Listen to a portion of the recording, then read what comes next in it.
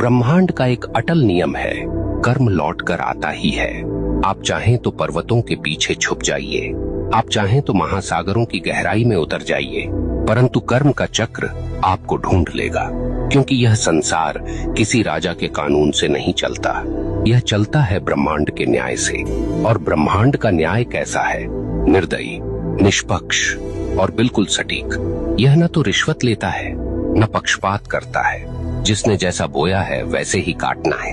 अक्सर लोग पूछते हैं, अगर कर्म इतना ही शक्तिशाली है तो क्या प्रार्थना, तपस्या या दान इसे बदल सकते हैं? सुनिए, प्रार्थना से आपका हृदय शुद्ध हो सकता है, तपस्या से आपका मन स्थिर हो सकता है, दान से आपके कर्मों में प्रकाश जुड़ सकता है, परंतु जो किया है उसका फल भुगते बिना कोई विकल्प नहीं। हाँ, आप उस फल को हल्का कर सकते हैं, उसके वार को धीमा कर सकते हैं, परंतु उससे भाग नहीं सकते। ब्रह्मांड की अदालत में तारीख टल सकती है, पर फैसला कभी रद्द नहीं होता।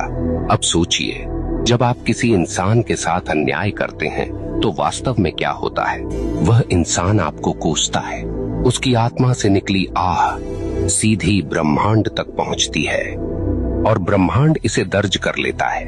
अब वह आह आपके जीवन की राहों पर कांटे बनकर बिछती है। कभी वह आपके काम बिगाड़ देती है, कभी वह आपके घर में कलह भर देती है, कभी वह आपके मन को बेचैन कर देती है। और आप सोचते हैं ये सब क्यों हो रहा है, पर आपको याद नहीं रहता कि आपने किसी और की राह काटी थी। आप भूल गए, पर ब्रह्मांड ने नहीं भुलाया। यहाँ एक बात और समझ लीजिए, कर्म केवल नकारात्मक नहीं होता। जैसे बुरा कर्म लौटता है, वैसे ही अच्छा कर्म भी लौटता है। कभी किसी को सच्चे दिल से सहारा दिया तो वह सहारा एक दिन आपके लिए दीवार बनकर खड़ा हो जाएगा।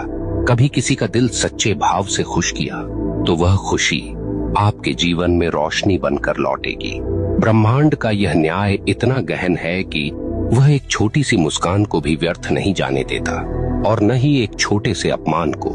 यहाँ मैं आपको एक कठोर सत्य बताना चाहता हूँ, आपका कर्म केवल आपकी वर्तमान जिंदगी को प्रभावित नहीं करता, यह आपके अगले जन्म तक जाता है।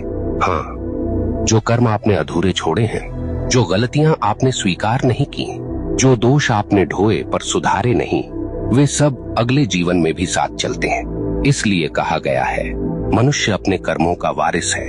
आप सोचते हैं मैं तो मर जाऊंगा, इससे किसे फर्क पड़ेगा? परंतु मरने से कर्म का खाता बंद नहीं होता। आपके शरीर का अंत होता है, पर आपकी आत्मा वही सब लेकर आगे बढ़ती है। ब्रह्मांड तब तक चैन नहीं लेता जब तक आपको आपके कर्मों का फल न दिला दे।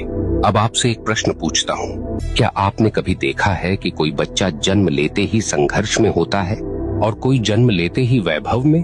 क्या आपने कभी सोचा है क्यों कोई अपंग पैदा होता है और क्यों कोई जन्म से ही स्वस्थ और बलवान?